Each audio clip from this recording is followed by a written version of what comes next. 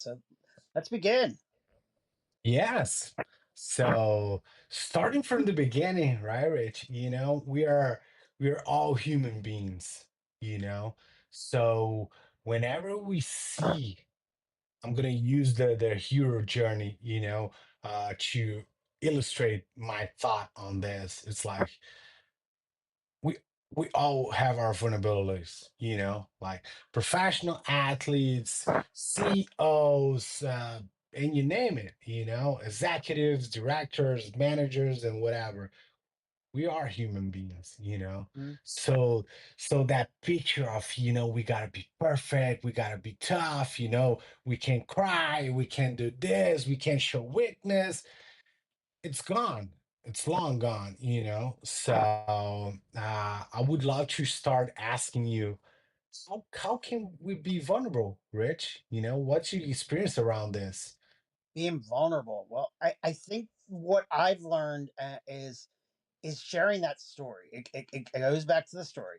So when I was um, just starting to really come up in the ranks and learning from other leaders, I watched how many of the leaders would start out the meetings. They would start out with a personal story, a simple little thing of something of their personal life, whether it's what they did for a job or what they did at home. It was a little story that connect, and that connection changed the environment right then and there. It wasn't just about hearing what he or she had to say. It was being part of it with them, and you felt that engagement, and that I think is where the vulnerability comes in because you need to open up and share that little bit of yourself, um, even if it's just a tiny bit. Sharing that story of your own personal experience will go so far because it really gives that connection to everything that you're doing every day. And that's great, Rich, because I see that with two good outcomes. First one, we always talk about, icebreakers and how to build connection and empathy. And as I mentioned in the beginning, we are all human beings, so the best way to build connection, to build trust, is to see us in each other, so whenever we show and we express that we also have our vulnerabilities, everyone looks to us and say, you know what? Rich is just like me, He has his things, he has his challenge, and by doing that, we're able to connect with each other in a very beautiful uh way, you know? That is so true. I mean, I've had that experience several times. I was one time that really stands out as I we were on a project, we were hitting a deadline, and things weren't going right. There was technical issues, and we were struggling just to figure out all the different factors, as well as we were tired and starting to get grumpy with each other. And I brought everyone into a meeting room and I sat everyone down. And instead of talking about what was wrong or what we had to do, I took a lesson from those leaders and I said, let me share my stories. So I shared my story of a past project that I dealt with and where we did have an issue and where things did go wrong. And because I shared that and I let them know that it's okay. I mean, things might not go exactly the way we want, and maybe we'll have to do something different. It's okay because we'll still move on. But them hearing that story of a personal struggle of mine, they realize that they're in the same situation right now. And then all of a sudden, their minds changed and their thoughts changed. And we started to look at the project in a whole different light. And we quickly figured out all the things that needed to be fixed. And then we hit our deadline because of that. So just by giving that little story, even though wasn't necessarily a pep talk type of a story, it was a this is a bad thing to happen to me type story. That vulnerability gave them that insight that they can do things. And it's okay if they can't, that because there's two sides to it. It's a story about how you can be successful, but it's also it's okay if something doesn't go right. There are cases where life doesn't always go the way you want it to, and when you have that inspiration that you can see that it's okay and you're not worried about that, because that was the problem. They were worried about failure and they didn't know Yeah. how it happened. They were probably sitting there afraid that they were going to lose their job or something like that. Yeah. But hearing that it's okay and that we can move forward together, and if we figure it out together we'll be even more successful, which is what we did, then we can keep going forward in a really good way. And that's what we did. We turned everything around and we got the excitement going. So it was a lot of fun, and a lot of great insight I got from my team, because they start coming back with their own little stories, and I'm hearing each other's stories went so far. So it's really the key way is share that little insight of yourself. Oh, we lost. Hopefully he'll be coming back. Well, anyway, up there he is. I'm here. Sorry, my internet got a little stable. I'm on my 5G now, Okay. so I hope it's good. Yeah. Uh, you I have a personal story around this, Rich, and thanks for sharing about this vulnerability. And besides all the bonding that we are able to create with our team, something magical also happens, on that connection level, which is a mutual respect and a mutual empathy, between the team. Because whenever we create this vulnerability ecosystem, you know, the team starts to help each other. Like you said, whenever we do otherwise, the team fear for their lives, saying like, hey, we can't show any vulnerability, you know. Otherwise, the executive or the leadership will cut our heads off, And Mhm. whenever we do otherwise, there's this mutual respect and support, among the team, saying, you know what, we're all human beings here, So being verbal, having bad days, good days, it's all good because we are here to do what? To support each other. And that's where magic happens, And that's how the team is able to thrive, to grow, and thinking on the long term. We've been talking about this on previous lives. It's all about sustainability. So you can see this throughout the KPIs. Your turnover will decrease. And on the long term your goals are going to be more sustainable. You're going to stop going through the roller coaster. Yep. you know yeah. So, yeah, it's truly important, and that's really how you make a strong team, is by having that open conversation. It's not all about just leading, telling them what to do. It's about being with them and in the trenches with them, and being in that story with them, because they want to know that they're in the game with you, not for you. And once they hear your story, they realize that they're in the story as you are now. Yes, yes, totally. And uh what do you think? Is there anything you believe should be avoided whenever whenever we are expressing our vulnerabilities? Um, Or do you believe like, hey, we're open book, everything goes? Or do you believe there's a certain limit to it? I think it's up to the individual leader and their comfort levels. I don't think every leader is going to tell their all their personal details, and there's other leaders that I know that they don't care. They're an open book. That's up to you on that. I think the key thing is being authentic in what you're telling, being open to sharing a little bit more if questions come up, but also being okay to say, I don't feel comfortable going beyond this point, and that's okay too, as long as they understand that your story is there and they can understand what was going on. It doesn't matter how deep you go in the story. It's just a matter of giving that essence of the story so they can see that they're just like you, and that we all put our pants on the same way. It doesn't matter. So they need to see that though, because sometimes it's forgotten. "Oh, you're a leader. You don't deal with this stuff." Yes, we do. We've dealt with Yeah. all. We've been in your shoes at one point as well. So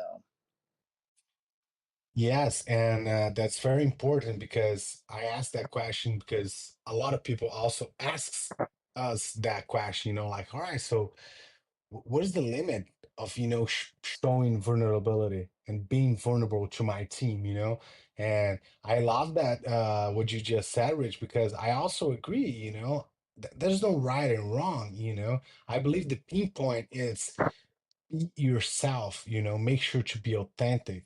Don't try to copy, other leaders and how they showed vulnerability and this and that, because that's that will backfire, kind of thing, because your team will know you're BSing them, kind of thing, like, hey, this guy's not being the real deal, kind of thing, So my biggest advice would be like, whatever you do, just be you, be authentic on showing up and opening to your team, and everyone around you, that goes through everything: school, neighborhood, your church, your team, whatever, and sometimes it might not be a public conversation. It might be a one-on-one that you're having. Yeah. Sharing that little story with that person might make a complete difference in how they respond, how they work for you, all that stuff. So it's really important to decide what that is of your comfort levels, but be open to being wherever it needs to be as well. Don't, unless it's something that's very personal, which then you shouldn't be talking about. This is the chance to do that. So have those good conversations and be open to talking with your employees. Because if you don't do that and you don't have that connection with the stories and stuff like that, you're not going to have the response that you need. You're not going to get those KPIs complete or the goals there. So that's the important thing is really just being open and authentic. Yes, and that connects with the golden circle, because at the end of the day, whatever you're doing, if it's business wise, if your personal life or whatever, it's all about the golden circle. People follow you because of your why, and showing vulnerability and opening up, it connects with your true purpose, like, why am I showing up? Why am I doing this? And by doing that, you're leading, you're not commanding, So there's a big difference, So whenever you lead, people are following you based on the purpose behind everything, When you command, you kind using brute force, hierarchy, and people are really just following you, or listen to your commands because you're in a power position, kind of thing, So we know who they are, we have a lot of examples out there of people that are just commanding, and giving others orders, So make sure that if you haven't heard about the golden circle from Simon Sinek, it's an amazing framework and gives a lot of insights, you know, uh, about the why. Always remember, like, always starts like, why am I doing this? How am I doing this? And what am I doing? So this frameworks helps a lot. And we're gonna dive deeper into this in a little bit as we go through a few frameworks from the worthy writer. Yep. What is your why? We'll talk about. Yes.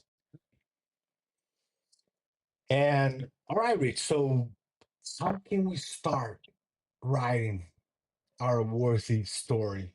You know, like, all right, we talked about vulnerability. All right, so vulnerability might be the centerpiece of the narrative, but how the story starts, you know, like once upon a time, like, just kidding, but like, what is a great start? Yeah, you have to make that decision. I think it's up to the individual on how they want to do that. But what I would recommend anyone doing when they're coming to share something like that to a larger group specifically, I would sit down and go through like the thoughts. You don't have to have it all scripted out, but go through the thoughts of what you want to talk about. Um, Work with AI. Even you can actually talk with AI and have it give you some insights to what you're saying, so that you can help articulate your words better and get that true meaning behind it, the authenticity behind it that you want. It doesn't mean AI is going to do it for you. Don't just say AI, give me this. You got to have a conversation with it and say, here's what I'm thinking. Here's my thoughts. One thing I did that I think is a great tool to use AI for, you can go in AI and you can start to build out your story in full, where you give it information and then it starts to help you write that. And having that just as a baseline for yourself, so that you can always reference things that you maybe you've forgotten, things like that, almost becoming your memoirs of your own sense. But giving that chance to go through all that and learning your past, it not only can give you insights of things you can do as a leader or as a writer, but it also helps you see more about yourself. So almost like journaling, but using AI to kind of help you articulate and put that organize it together in a way that you can quickly reference and go through. So AI is great for organizing things. You can give it just a few sentences of what you're thinking, and it can give you the details behind it that you like maybe have forgotten. There's many times where I've given it something and it comes back and it says exactly what I would have said if I really sat there and thought about it. And it's amazing when it does that. So take advantage of AI because it can help and save you time. But again, remember, don't use AI to do it for you, because then you lose that human connection, and you don't want to lose your human connection. You want to always be authentic, and you want it to be your voice, not AI's voice. That's great. And I also, have a great advice from things that I use the past decades kind of thing, and it was given to me. So ask your team, like do one-on-ones and people around you, ask like, hey, what are my weakness? What are my strengths? How you see me? And I believe you're gonna be amazed by the answers because somebody would just look at the mirror and we don't get the clear picture, on how we're communicating, on how authentic we are being, kind of thing. And whenever you ask your team this, your partners, your people around you, you get a true vision of your true weaknesses, your values, your upsides, your downsides, and that will help your narrative. So whenever you bring that, as Rich mentioned, and put that into AI to start, putting all the pieces together, you're gonna have such a valuable information, to build your storytelling. Absolutely. And if you are a leader in a like in a corporate, there's a lot of times where they will do what is called a 360 question. And it's basically just a questionnaire that's usually anonymous, and it's sent out to all the leaders or all the leaders' coworkers as well as their staff, and gets them to give a feedback on what that leader is like. And then that leader will get a summary of it and gets to see what people are thinking. And it doesn't say Sally said this or anything like that. It's anonymous, like I said, but it gives you such insight that you can really understand what's going on and where things are at. So I definitely recommend, if you can, do a 360. There, I think there's a actual service out there that does 360s, but people can make up their own 360s as well. Just it's an insight to yourself. So you're asked the question of what you want to learn about yourself, and let them answer that in an anonymous way, and then compile that together so you understand what are people seeing in you. Yes, And amazing. that's the way of becoming a great leader, that because you can grow from that.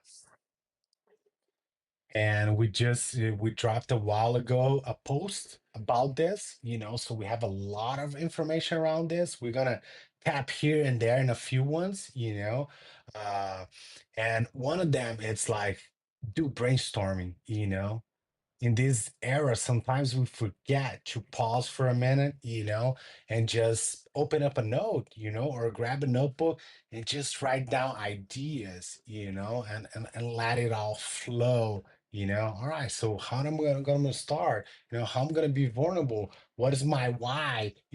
What's the story I'm gonna tell today? So you gotta be, and by doing that, it comes to you natural, because it's all flowing. It's all about our daily basis. It's all about being, human. It's all about the story, that we're going through every day, every week. Might be a personal event that happened to you in that week, might be a business story, that happened at work, or something that happened at, weekend at church. So whatever it is, just make sure to put all the ideas, down. And from there, you start to build your narrative. What are your thoughts around this, Rich? What are your framework to write something down, works? I think starting with that 10 minutes of just letting your mind go, and I do this a lot where I'll just either I will do multiple ways. I will do sometimes a voice thing where it's voice to text, and then I get it that way. That's a great way, like especially in the middle of the night when I start thinking about things, I'll blurt it all out that way. Or I'll sit there and type it sometimes on Word or something like that. And then there's the good old journal books and sitting there and just writing it out. And that's a great way of doing it as well. And it's not worrying about spelling, it's not worrying about grammar. It's just getting those thoughts out. And then you can use that to rewrite things afterwards. But just get it all out, And AI is a great tool if you put that into like some sort of a text format where you can just drop it into AI. AI then can reorganize it for you and help get you a narrative out of that you may not even realize that you had because if you say all the things that you're thinking, AI can help you restructure that in a way that you would be surprised. So I highly recommend doing those 10 minutes anytime you're writing something, whatever the thoughts are, whatever your topic is about, whatever you're talking about in a leadership meeting. Those things, that 10 minutes of just dumping your mind out is a great way to get the source of really what you want to say. Get to that heart, get to that why, because that's really what it is what is your why? Um, and it's the why for that time or your own why. You want to be able to always understand. Yes, and Grace just brought a great insight on the comments, about a good question to consider for the why. And I agree with you, Grace. The why in the golden circle is present everywhere, So whenever you're doing that brainstorming, as we mentioned, to write something, either as a post or to tell a story, why am I writing this? What do I expect from this post? What do I expect from this story? And that will help as well to get the storyline, the storytelling together. It That's a great. that also helps to the reader too, because or the listener, whichever the case may be, because they now hear or read about what they're going to get out of it. Yes. There's that two way of it. It's like what's their value in it. So definitely, that's a great comment, Grace. Thank you. Yeah, and that also reminds me, every story has to have a beginning, a middle, and an end, and we have tons of framework to help you with that. I love one that is called the nonviolent communication, So on his framework, he always stay, like, why am I saying this at first? So always make sure whenever you approach somebody or whenever you're telling a story, start with like, hey, Rich, why am I telling you this? So you don't get confused and start thinking like, why is he telling me this? Hmm. Like, Hmm. and and you kind of get the audience is kind of lost, like, is he telling me this? You know, Yep. and whenever you do this, whenever you start with your why or with your overview, for example, hey, we're here in this live today, you know, we're gonna talk about storytelling. You know, I'm telling you, so you get hooked and you know exactly why you are here. Otherwise, you're gonna start, you know, watch like a minute or two to figure out what's going on, you know, so we don't get you confused. So this nonviolent communication is a great framework as well. You know, I love it, and Mhm. it changed my way of, you know, telling stories. And the other thing that it to it is you can start out with some of your story and then go to you're wondering why I'm telling you this. You don't have to just go with the telling the why right up front, but give that to them a few seconds or minutes in so that they get that connection because maybe they're not going to get it right away, but once you explain it, then that story all of a sudden becomes valuable to them. But it's fun to also let people go, what, why is he telling me this, I've seen that, and I've been even in that type of situation where the presenter is talking about something and you're going, and what does that have to do with everything? And then they explain it and it's like, oh wow, okay, now I really get why that story was so important and it really resonates. So sometimes it's fun to do it that way. You have to gauge your audience on it, but I think that's a great way to what we call a hook in to the story itself, because you really want to start with a good hook so that people are engaged with it and they want to learn more about it. So And on the nonviolent communication framework, look how amazing it is, you know, because the process involves first, you started by making an observation, right? So, like, why am I here? Why this message is being put out there? Second one, expressing your feelings, you know, how do I feel about this? Third one, identifying the needs. And the last one is making a request. You know, so whenever you do this, everything comes together, and that's amazing.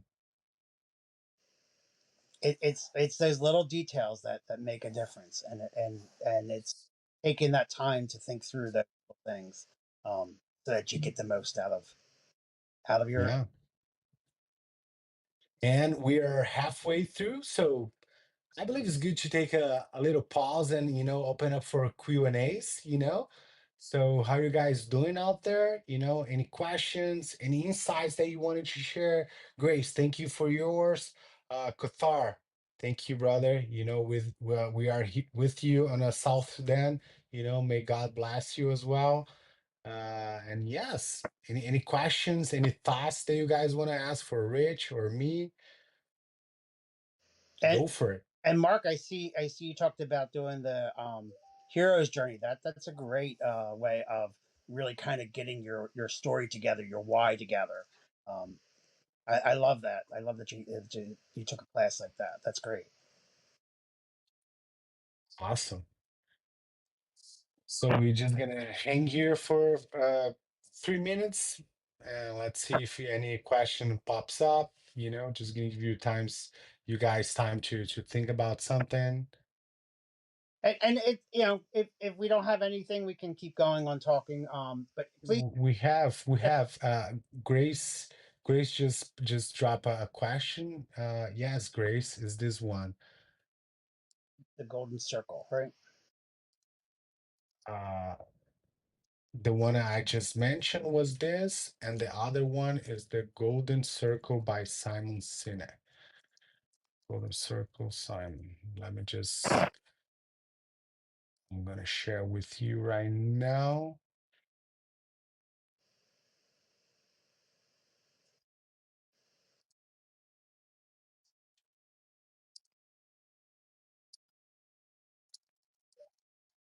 Just getting for you, Grace. All right. So these are the two frameworks that I just mentioned. The Golden Circle by Simon Sinek. There's tons of stuff on YouTube, for example, about him. He has a book written with this whole story behind it, you know. Marshall Rosenberg also has a book. about the nonviolent communication. What else, guys?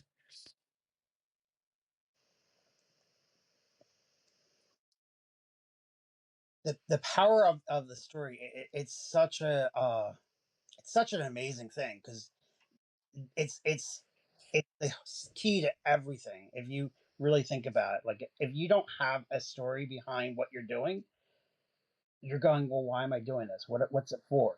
You need to know what the story is behind it. So having that story, even for something as a project or your post or your leadership, whatever the case may be, there's a story always behind something. And to share that story, even if it's just about the project itself, can really resonate for people and help them understand why are they doing this. You know, if we're building something, well, why? What's it for? Give the story behind it. Give the vision of what that story is about, and then people will jump on the bandwagon with you, and they'll make it happen. The stories are really key. They are the priceless in everything you do, and it gives the power to a lot. Yes, and I see some familiar names here in our live. So, hey, data guy, how you doing? Who else? Grace, Mark. Obviously, we had Alex, Joseph. Any questions? Any thoughts? Also, and if you have great content, that you just published recently, feel free to share in the comments or comment on the post. And yes, I'm gonna share as well the link to the post that we are talking about here on the live, so you guys can check it out as well. You know, and as soon as the live is available to us on Substack, we're gonna embed on the post, right, Rich? Yep, and then we'll Yes. back out again so that make sure Yes. on it. Yeah. Available already on the Worthy Mindset site, but we'll make sure that everyone, especially on this, that they'll get a copy of it. So Yes. And again, we're just briefly tapping, in a few frameworks, a few tips around this.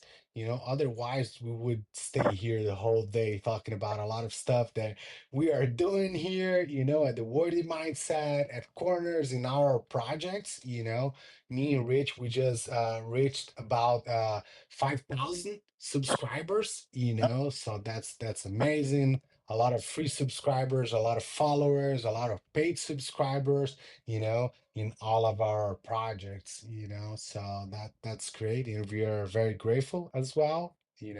So if you like what we're doing, please make sure to show some love, support in any way you can with a subscriber, with a follower. We're just putting our heart and souls into this, to be able to share with y'all like everything that we learned throughout the years, and what works, what don't, so yeah. so shall we go back Uh, into talking a little bit more about the post and hitting a few more of the topics there? yeah, I believe there's no more questions, but if there is, just feel free to shoot and we will get back to it as soon as we can. So what's our next topic that you want to talk about? Mm, let's see.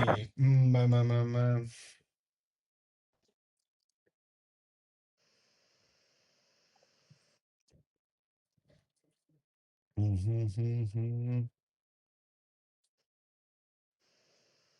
I would go with the voice development, to wrap things up as Okay. we walk to the final minutes.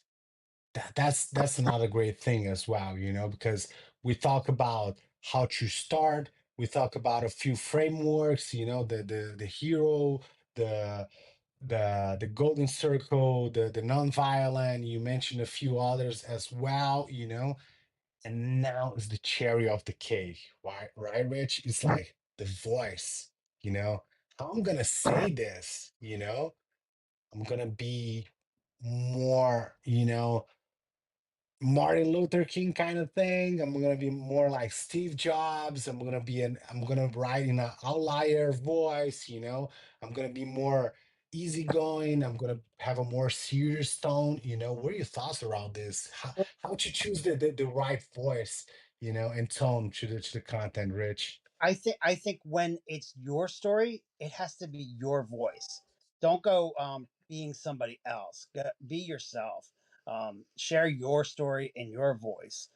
So if you're someone who's very outgoing and have a lot to say and things like that, then give it out that way. And if you're someone like me, maybe a little bit more shyer and has doesn't want to always share everything, but I've learned to get beyond that, then we go that way. So you just go the way that you are authentic.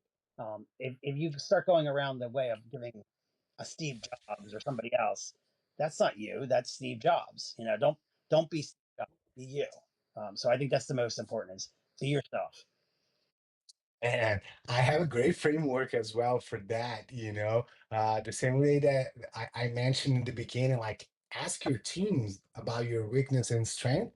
Do the same thing with the tone, you know. Hmm. There's a great framework that it is write a short prompt about the story that you wanted to tell, like with little details and note and try to be like toneless kind of thing, you know, and give to somebody else that knows you and say like, hey, just tell me how you think I would tell this story, you know? And people that know you, they know your tone, you know, so they will tell you the story as you would, like, you know, with a little bit of humor, more seriousness. So that will help you understand what tone do you normally use and what people like to see in you kind of thing, you know. So that's the great thing, and it's worth the gag, you know, like you're gonna laugh your a off, you know, around this because it's funny to see how people, you know, see us in our tone. That's a great way of really getting an insight of how you're doing in general. And if you're someone who's going into a leadership role where you do a lot of speaking, that's a great way to really keep building on it and growing on it. Um, some leaders, they have to do a lot of speaking. They have to do that type of engagement. So if you're someone like that, you need to practice. You need to get that feedback from others, so that you can grow and get better at that.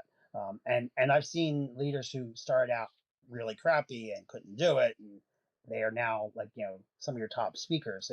So it's just a matter of learning from what you do and keep growing with it. And that's same Amazing. too. Writing works the same way. You can also do the same thing in writing, and if you have someone who you are close with, have them read the story back to you, and so you can hear their tone of it. Because even if they don't read it back necessarily in your voice, hearing how they read it and what their thoughts around it are gives you a whole different perspective on what you're writing, and you can really get into a different mode of building on that. So definitely recommend that as well. And I believe one of the last topics that would love us to go through in this live is the review part. All right. So we just, you know, walked you through how to tell the story. Now you got to reveal it, you know. And there's something that I learned on acting classes during high school is, you know, first read out loud, you Mm. know, read out loud, you know. Second one, we as you read, record what you're reading and then listen, you know, to it. It's more the gag as well, you know. Mhm. So it's funny how by doing that, how we're gonna see details that we wouldn't see otherwise, you know. And the last one that I would love to share as well is like we say read to your grandma kind of thing, you know. So if your grandma is able to understand, you're good, you know. True. And after you read it to somebody, you know, close to you, ask the key question: what did you understand about this, you Hmm. know? What is the key message behind it? What was the request? What was the observation? What was the tone that was used in this? And this will obviously help you review the material and get great quality content out there.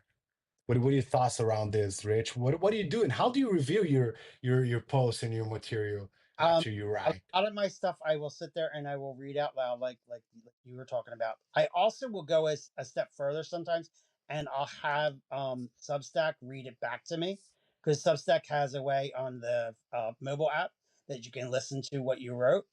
So I do that. I've done that even also with AI, where I've given it to AI and had it read back to me. So there's different ways that you can hear different tones and different ways that others are reading it.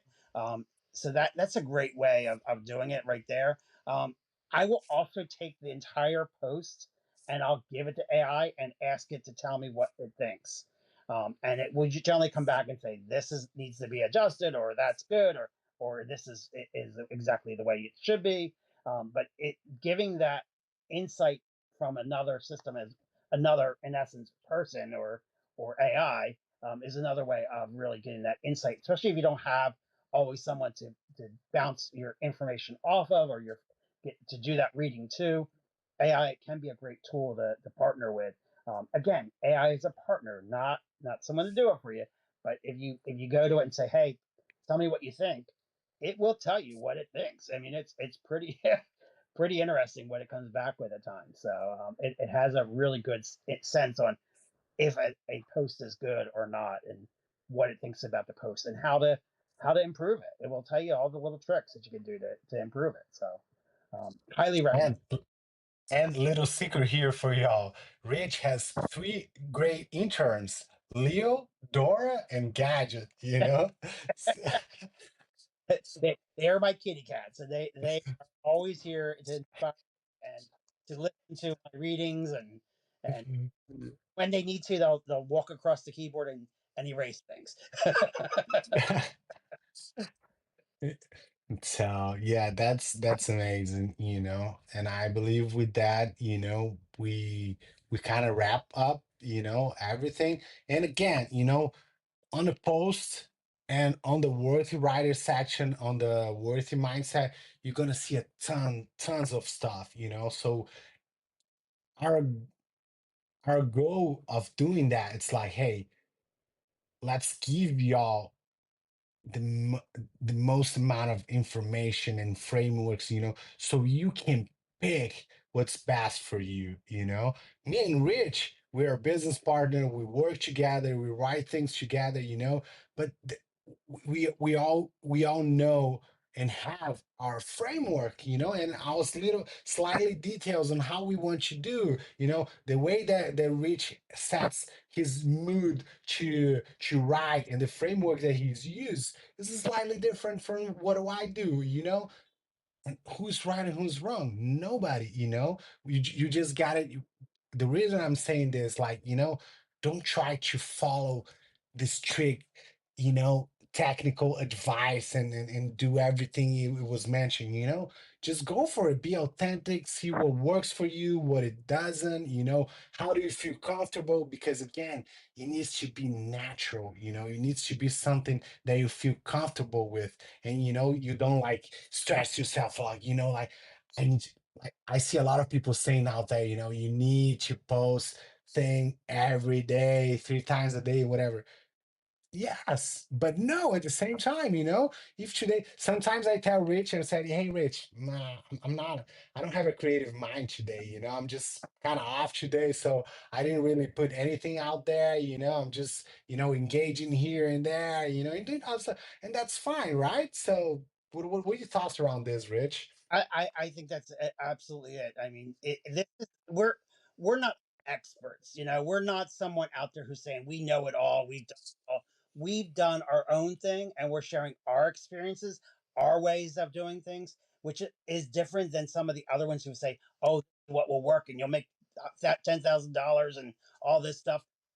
It may, Be careful with that. yeah. A lot of them do not do that. They might say they do, but and maybe they do because they're getting you to pay them to do those things, but they really aren't getting quite the same thing that you're trying to get to. So if you really want to make Substack worthwhile and all, put your own efforts into it. Put your own thoughts. Make it your style. Make it your voice. And and if you can't do one day because you're tired or because you got family things or whatever, it's okay. It doesn't mean it's going to end. But remember that Substack and any other type of work that you're doing, it requires some effort always to be put into it. So even on those days where you don't feel like writing, doesn't mean you couldn't engage a little bit or respond to somebody or something like that just to keep things moving. It is important to keep some sort of touch, but it's good to take a break away. Sometimes you just need that break. So don't be afraid to do that especially if you're trying to build out your Substack. It's not going to turn over in a day. It's going to take time. Sometimes it takes a year or so. It just depends. It depends on what your topics are. It depends on how you engage with people. The more you engage, the better. Um, Khalil and I, we've done more of an ecosystem of stuff. So that's how we've grown so quickly, because we are tapping into multiple people and they are getting hooked into what we're doing, which is great. And we want to keep doing that for them. And we'll keep building on that. So if you're interested in learning about the writing or about leadership, also are building out the Worthy Academy. So you'll have all that.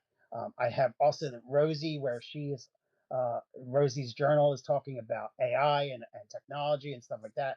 And coming soon, I'm going to have a whole Rosie writes teaches AI, so you can learn more about the AI tricks and information out there, because AI is growing really quickly. So we need to be ready for that, and we need to grow with that.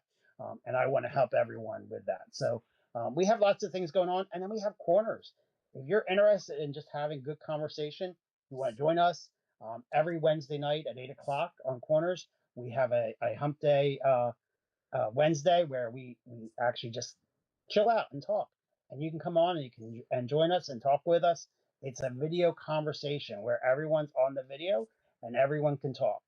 So it's a really nice opportunity for you to join us. So if you're interested in that, join us on Corners on Wednesday nights at 8 p.m. Eastern. Awesome. And we have a question from Data Guy. He said, I have a question. These days, is being a writer is even relevant because AI can write way much better and more creative and more authentic in the matter of seconds. So that's my question. How do I identify a real writer and a person who's using AI to write everything? Uh, Data Guy,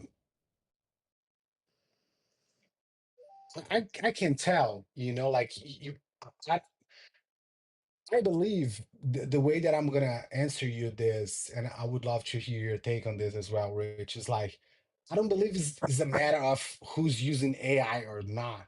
I believe it's a matter of what's the story behind it, because AI is just the tool, like people.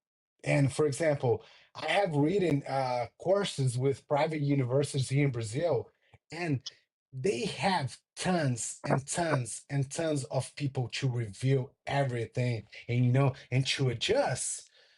So AI is just making it better, because now you have technology behind it to review it, to correct the grammar, to improve the structure, and and look for minor errors or redundancy that you kind of missed.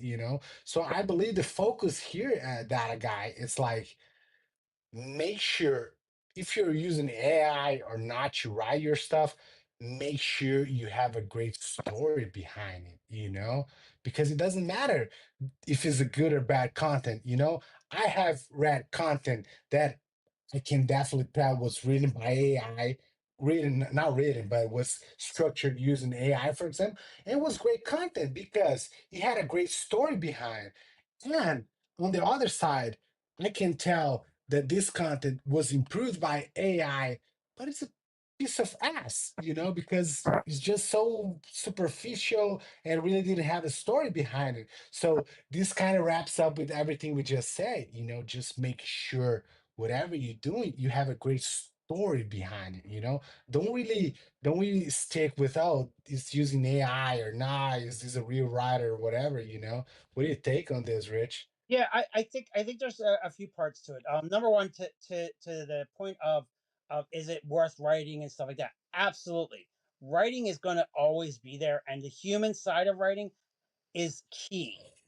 It doesn't mean you can't use AI. There's a lot of people that say, "Oh, don't use AI, don't use AI."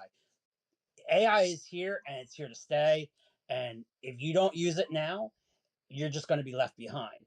But if you use it in the right way and you keep your human voice in that mix, then you have a whole different game that you're playing. You're not giving someone just crap AI jump out because, like you said, Cleo, if something is 100% AI and it's all AI, generally you can start to pick up that it is.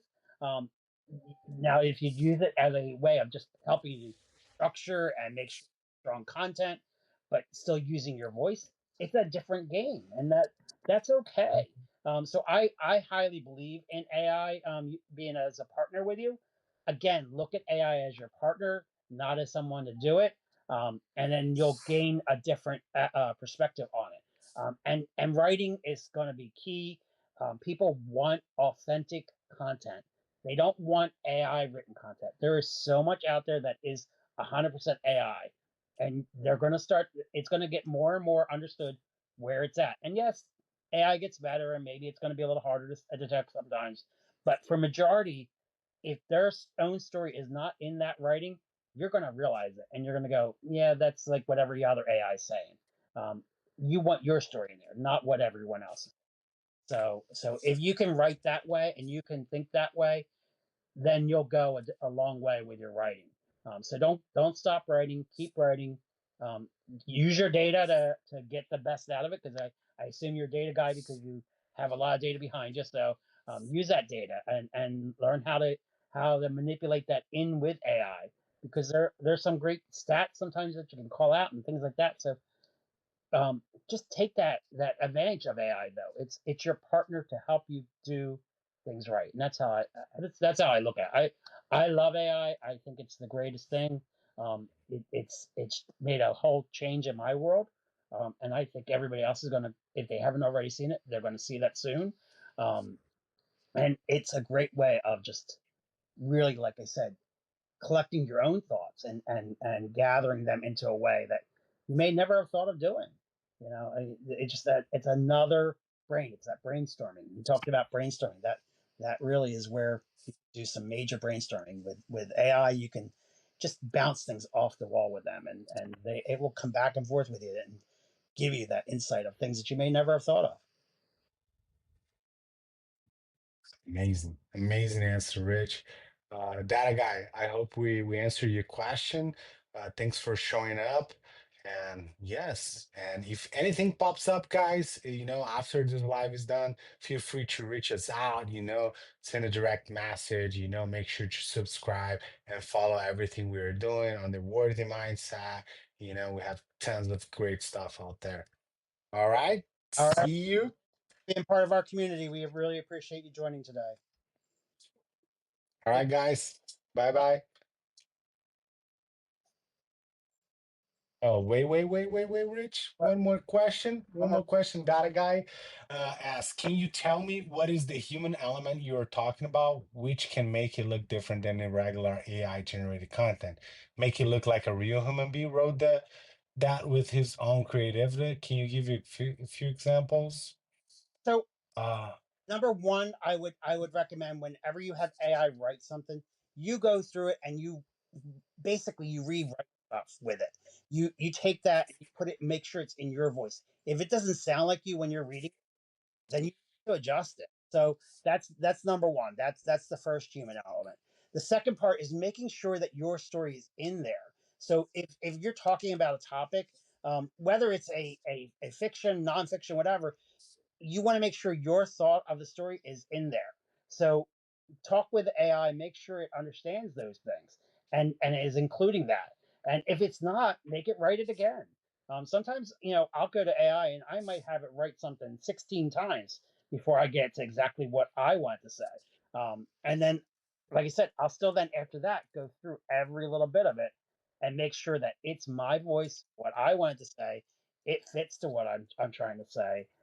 You got to take that time with it. This is no like quick do it and done. This is taking the time to make it yours. So let AI be your way of making it easy, but don't uh don't let it do everything for you. You need to do it still. And that guy I just mentioned on the comments as well, check out the Worthy Writer section on our Substack. There's tons of great tips about this as well.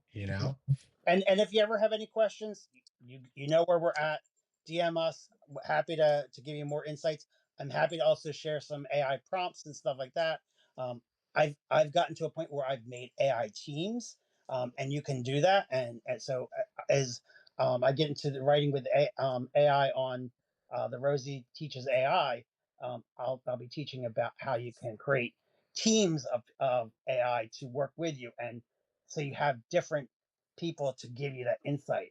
And even though it's all one thing, it's amazing how they all look at it differently, and it'll give you those different views. So I can say I want a professor here, and I want a scientist over here, and I want this over there, and they will then all look at it from those different angles and tell you this is what you need to fix or that's what you need to write. And it's pretty cool. So if you're ever interested in that, let me know. And keep an eye out on the Rosie Teaches AI. That'll be coming out soon as well. Cool. Cheers, guys. Thank you, All Data right. Guy. Thank you, everyone. Take care. See you soon. See y'all.